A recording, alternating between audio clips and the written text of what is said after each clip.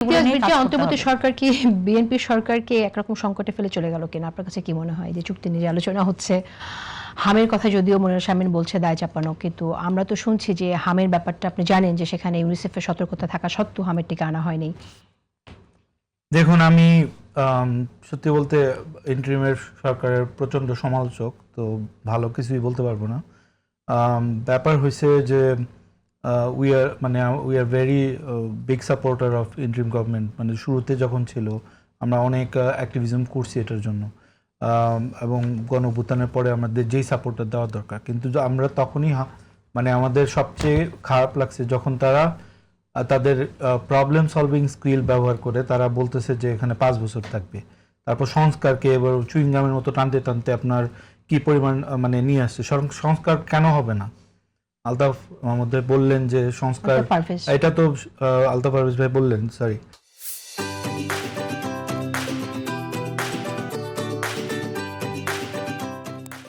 তো উনি যেটা বলছেন যে আসলে তো সংস্কার দরকার। সংস্কার তো পুলিশের পোশাক চেঞ্জ করা বা এই ধরনের কোনো কাজ না। সংস্কার রিয়েল এখানে মানে সংস্কার তো বিচার বিভাগের যেই স্বাধীনতা, এটা একটা ভালো সংস্কার। তারপরে এই যে র্যাবের গুম হামলা, কিন্তু এগুলার জন্য এখন যেটা বলা হয়েছে, যেটা যদি আমি বিএনপির পক্ষে কথা বলি, তাহলে বিএনপি তো জুলাই সনদ সাইন করছে এবং সংসদের দ্বারা তাদের প্রত্যেকটা নেতা বলছে যে আমরা মানে সংস্কারে জুলাই সনদের প্রত্যেকটা জিনিস আমরা পালন মানে ওইটাকে আমরা বাস্তবায়িত করব। এবং ওদের ইশতেহারে তারপরে যে 31 দফা, এখানে সবগুলোতে সংস্কারের পক্ষে পক্ষে কথা আছে।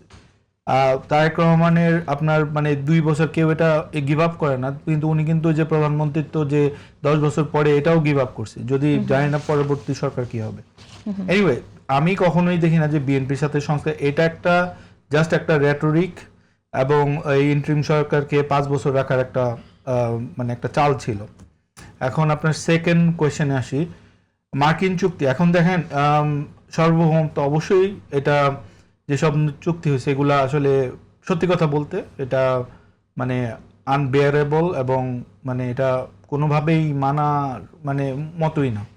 কিন্তু এখানে কয়েকটা কথা আছে, যেটা হলো যে জাহেদুর রহমান যে প্রধানমন্ত্রী উপদেষ্টা, উনি কিন্তু সরাসরি বলছেন এগুলো নিয়ে পর্যালোচনা হবে। এর মানে যে ব্লাইন্ডলি করে ফেলবো এরকম না। এবং আসলে আমাদের দেশের মতো একটা দেশ এগুলাতে বাধ্যই করতে হয়, বাধ্য করে আর কি। আপনি দেখেন এই যে ইউক্রেনের তো আপনার অর্ধেক দখলই করে নিল রাশিয়া। চায়না বলতেছে তাইওয়ান হলো আমার দেশ। ওদেরকে মানে নিয়ে বড় দেশগুলো সবসময় ছোট দেশগুলো। আর ট্রাম্পের মতো পাগলা ঘোড়া বা এরকম পাগল সরকার আমার মনে হয় না পৃথিবীর ইতিহাসে কেউ দেখছে। এটা কেউ যদি বলে যে এটা একটা নর্মাল সরকার, বা ওর আজকে কি বলবে, কালকে কি বলবে, পরশুদিন কি করবে, কোনো কিছু। ইন্ডিয়ার উপরে 50% ট্যারিফ বসাই দিচ্ছে, সারা পৃথিবীকে ট্যারিফ দিয়ে আপনার মানে নাচাইতেছে। ওদের নিজের দেশের অবস্থা কিন্তু খারাপ। সেই অবস্থায় আপনি কিভাবে একে আপনি কন্টেইন করবেন? আপনি তো বলতে পারেন না আমি করব না। এটা আপনি বলতে পারেন অন প্রিন্সিপাল যে হ্যাঁ এই সরকার করলো না কেন, জামাতের সরকার করবে, এনসিপি সরকার করবে। আওয়ামী লীগ থাকলে আওয়ামী লীগ করতো, করছে, করে নাই।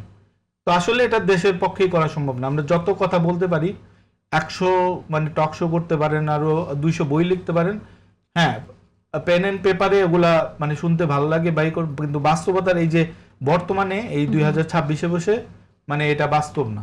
মানে এখন যে পাগলা ঘোড়া আছে, যেই ক্লাউন আছে, এই সারা পৃথিবী চালাইতেছে, সেটাকে মাইনে নিয়েই আমাদের মানে এবং মানে চলতে হবে। এখন যেটা করতে হবে যে আসলে চুক্তিগুলো আমাদের পর্যালোচনা করতে হবে।